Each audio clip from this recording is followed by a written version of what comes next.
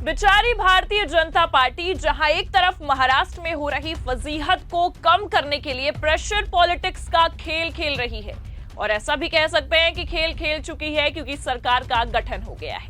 महाराष्ट्र में एकनाथ शिंदे को गच्चा देते हुए बीजेपी ने अपनी तानाशाही रवैये को अपनाते हुए अब सरकार बना ली है और देवेंद्र फडणवीस मुख्यमंत्री भी बन गए हैं और एकनाथ शिंदे और अजित पवार डिप्टी सीएम।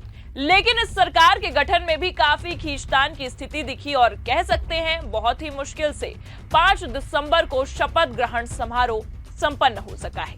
क्योंकि मंच पर क्या कुछ हुआ इसकी तस्वीरें तो आप सभी ने देखी, लेकिन फिलहाल बात बिहार की करने वाले हैं क्योंकि महाराष्ट्र में सरकार गठन होते ही बिहार में बवाल मचा हुआ है। नमस्कार, आप देखना शुरू कर चुके हैं 4 PM न्यूज नेटवर्क और मैं हूं आपके साथ प्रगति ठाकुर। महाराष्ट्र के सियासी माहौल में खींचतान की स्थिति को देखते हुए बिहार का सियासी पारा हाई हो चुका है।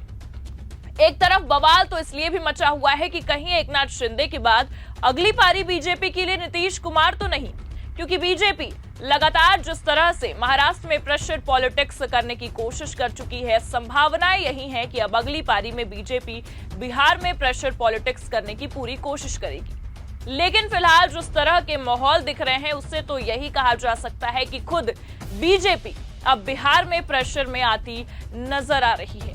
जी हां, जहां एक तरफ नीतीश कुमार मुंबई में आलाकमान से मुलाकात करते हैं तो वहीं दूसरी ओर उनके मुलाकात करते ही बिहार में जेडीयू के तमाम नेता बगावत पर उतर आते हैं और बवाल खड़ा हो जाता है। तो कैसे नीतीश कुमार के मुंबई पहुंचते ही बिहार में बवाल मच गया है, इस पूरी रिपोर्ट में आपको ये भी बताएंगे। साथ ही किस तरह से दिल्ली दरबार के खिलाफ बिहार में जेडीयू नेताओं ने मोर्चा खोल रखा है उस पर भी आएंगे। लेकिन खबर की शुरुआत पहले नीतीश कुमार के मुंबई दौरे से करते हैं।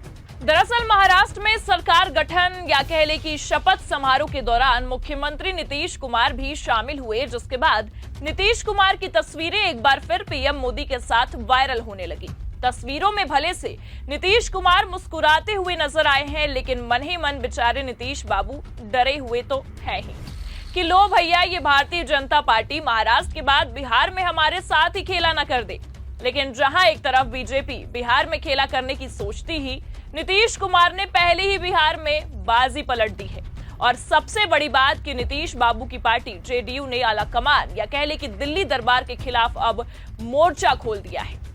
दरअसल बिहार के मुख्यमंत्री नीतीश कुमार गुरुवार को मुंबई में थे, महाराष्ट्र की नई सरकार के शपथ ग्रहण समारोह में शिरकत करने पहुंचे हुए थे और या कह ले कि आगामी बिहार विधानसभा चुनाव से पहले आलाकमान के मन को टटोलने गए हुए थे, क्योंकि इस दौरान नीतीश कुमार पीएम नरेंद्र मोदी, गृह मंत्री अमित शाह समेत बीजेपी के बड़े नेताओं से भी मुलाकात करते नजर आए हैं। लेकिन ये मुलाकात बिहार की सियासत के लिए कितनी कारगर साबित होती है ये तो आने वाला वक्त ही बता पाएगा, क्योंकि बीजेपी आलाकमान सहयोगियों को बहलाने फुसलाने में कितने तेज है ये तो पिछले कुछ दिनों की सियासत को देखकर समझ में आ ही गया है। खैर, आज मुद्दा ये है कि जहां एक तरफ नीतीश बाबू मुंबई में बीजेपी के नेताओं से मुलाकात करते हैं तो वहीं दूसरी ओर बिहार में खेला हो जाता है या कह ले कि बड़ा बवाल खड़ा हो जाता है। दरअसल आपको बता दें कि जेडीयू नेताओं ने बीजेपी के खिलाफ बिहार में मोर्चा खोल दिया है और राजधर्म की बात करने लगे हैं। अब इस मामले को लेकर सियासी गलियारों में चर्चाओं का बाजार गर्म है। जी हां, दरअसल आपको बता दें कि बिहार के मुख्यमंत्री नीतीश कुमार की पार्टी जेडीयू ने असम में बीजेपी सरकार के बीफ बैन के फैसले पर कड़ी आपत्ति जताई है। जेडीयू ने इस फैसले को राजधर्म के विरुद्ध बताया है और इसे वापस लेने की मांग कर डाली है। ये एनडीए गठबंधन में अब तक का बीजेपी के खिलाफ जेडीयू का पहला बड़ा विरोध है। जेडीयू ने खाने पीने की आजादी के अधिकार का मुद्दा उठाया और कहा कि इससे समाज में तनाव बढ़ेगा। अब बीजेपी के खिलाफ इस तरह का विरोध देखने पर बिहार से लेकर दिल्ली की सियासत में चर्चाओं का बाजार गर्म हो गया है, क्योंकि उपचुनाव से पहले बीजेपी की ओर से एक मुद्दा काफी भुनाया गया, बटोगे तो कटोगे, आप सभी को याद होगा। लेकिन जेडीयू ने मुखर होकर या कह ले कि खुलकर इसका विरोध नहीं किया। पर अब जहां महाराष्ट्र की सियासत में उठापटक देखने को मिल रही है और बीजेपी जिनके सहारे सत्ता में आई उसे ही साइडलाइन करती नजर आई या कह ले कि सहयोगियों को गच्चा दे दिया, तब जाकर बिहार में एनडीए गठबंधन के सहयोगी दल जेडीयू के तमाम नेताओं की आंखें खुल चुकी हैं कि भैया अगर अब आवाज नहीं उठाई तो ये हमें भी साइडलाइन कर देंगे। और केवल इस मामले पर ही नहीं, इस दौरान जेडीयू ने किसान आंदोलन पर उपराष्ट्रपति के बयान का समर्थन भी किया है। और आपको बता दें कि किसान आंदोलन को लेकर भी जेडीयू के तमाम नेता बीजेपी को घेरते हुए नजर आए। लेकिन सबसे पहले आपको यह बताते हैं कि असम में बीजेपी सरकार द्वारा बीफ बैन लागू करने के बाद एनडीए में शामिल जेडीयू ने इस फैसले पर सार्वजनिक रूप से विरोध कर दिया है। जेडीयू के राष्ट्रीय प्रवक्ता ने इस मामले को लेकर अपना पक्ष रख दिया है। राजीव रंजन ने इसे दुर्भाग्यपूर्ण बताया और कहा है कि लोगों को खाने पीने की आजादी होनी चाहिए। उन्होंने कहा कि सरकार को इससे कोई मतलब नहीं होना चाहिए कि लोग क्या खाते हैं और क्या पहनते हैं। उन्होंने आगे ये भी कहा कि ये फैसला राजधर्म के खिलाफ है और समझ से भी परे है। वहीं जेडीयू नेता केसी त्यागी ने भी कहा है कि संविधान सभी को खाने पीने की आजादी देता है।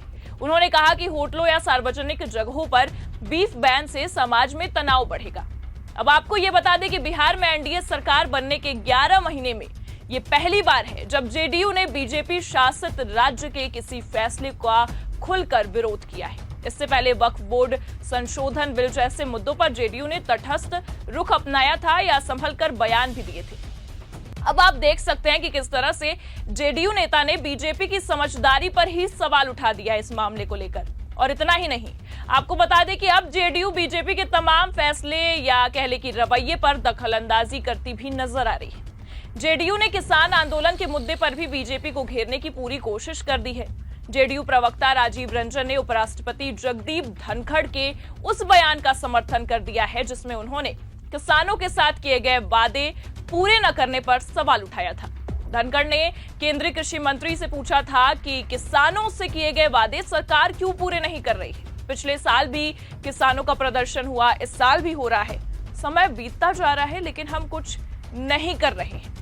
अब सियासी गलियारों में ये चर्चा है कि जिस तरह जेडीयू बीजेपी शासित राज्यों के खिलाफ राय रख रही है, भविष्य के लिए अच्छे संकेत तो नहीं है। बिहार में एनडीए की सरकार बनने के लगभग 11 महीने बाद जेडीयू नेताओं ने बीजेपी शासित राज्यों के किसी फैसले के खिलाफ इस तरह से खुलकर बयान दिया है। ऐसे में ये पूरी संभावनाएं हैं कि आने वाले समय में बीजेपी और जेडीयू में और तल्खी बढ़ेगी, क्योंकि कहीं ना कहीं अब जेडीयू ये समझ बैठी है कि जिस तरह से बीजेपी लगातार अपने सहयोगी दलों को ठेंगा दिखाकर सारी की सारी मलाई खुद चट कर जा रही है, कहीं महाराष्ट्र सा हाल अब बिहार में भी ना हो जाए, सारी मलाई बीजेपी ले जाए और बेचारी जेडीयू के हाथों बस खाली कटोरा ही आए। तो बस यही कारण है कि अब बीजेपी के खिलाफ जेडीयू ने भी बगावती तेवर दिखा दिया है और अब आलाकमान या कह ले कि दिल्ली दरबार के खिलाफ मोर्चा संभाल लिया है। लेकिन फिलहाल ये देखने वाली बात होगी कि जेडीयू का बीजेपी के प्रति ये बदलता रुख आने वाले समय में किसकी मुश्किलें बढ़ाता है, नीतीश कुमार की या बीजेपी आलाकमान की। फिलहाल आपको इस पूरे मामले पर क्या लगता है, अपनी प्रतिक्रिया कमेंट बॉक्स में जरूर बताएं। खबर कैसी लगी लाइक और शेयर जरूर करें और चैनल पर अगर आप नए हैं तो सब्सक्राइब करना ना भूलें। देखते रहिए 4 PM न्यूज नेटवर्क। नमस्कार।